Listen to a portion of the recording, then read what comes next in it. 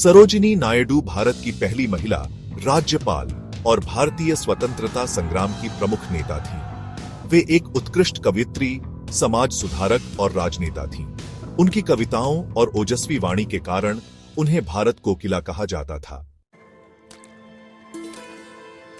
सरोजिनी नायडू का जन्म 13 फरवरी 1879 को हैदराबाद के एक बंगाली परिवार में हुआ था। उनके पिता अघोरनाथ चट्टोपाध्याय वैज्ञानिक और शिक्षाविद थे, जबकि माता वरदा सुंदरी चट्टोपाध्याय एक कवयित्री थी। सरोजिनी को बचपन से ही पढ़ाई और लेखन में रुचि थी। उन्होंने मद्रास यूनिवर्सिटी से शिक्षा प्राप्त की और मात्र 12 वर्ष की उम्र में उन्होंने lady on off the lake नामक कविता लिखी।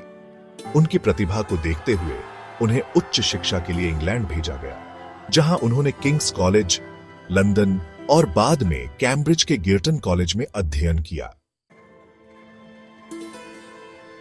इंग्लैंड से लौटने के बाद सरोजिनी नायडू महात्मा गांधी के संपर्क में आईं और भारतीय स्वतंत्रता संग्राम में शामिल हो गईं। वे 1905 के बंगाल विभाजन के विरोध में सक्रिय हुईं और स्वदेशी आंदोलन में भाग लिया।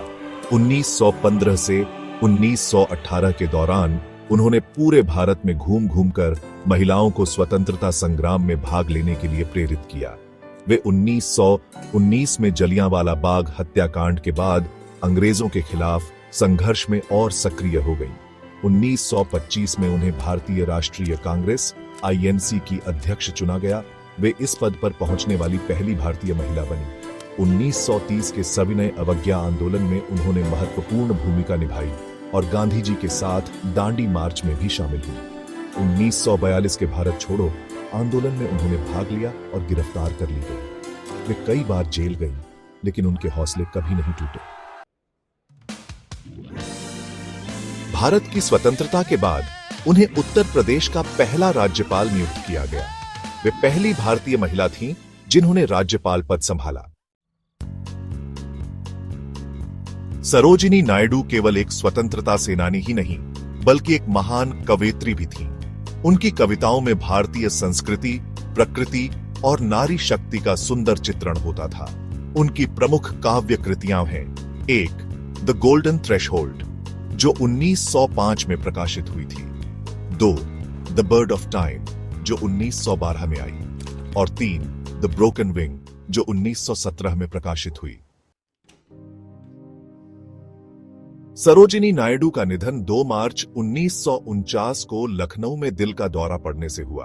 उनका संपूर्ण जीवन राष्ट्रभक्ति, सेवा और संघर्ष का प्रतीक था। सरोजिनी नायडू भारतीय स्वतंत्रता संग्राम की एक महान नेता थीं, जिन्होंने न केवल राजनीति में बल्कि साहित्य में भी अमिट छाप छोड़ी। उनकी आवाज और कविताएं आज भी भारतीयों को प्रेरित करती हैं। भारत कोकिला के रूप में प्रसिद्ध सरोजिनी नायडू हमेशा याद की जाएंगी। मिलते हैं अगले वीडियो में। अगर आपको यह वीडियो अच्छा लगा हो तो लाइक, शेयर और कमेंट जरूर करें। ऐसे ही प्रेरणादायक कंटेंट के लिए हमारे चैनल motivation_video 8777 को सब्सक्राइब करना न भूलें। धन्यवाद।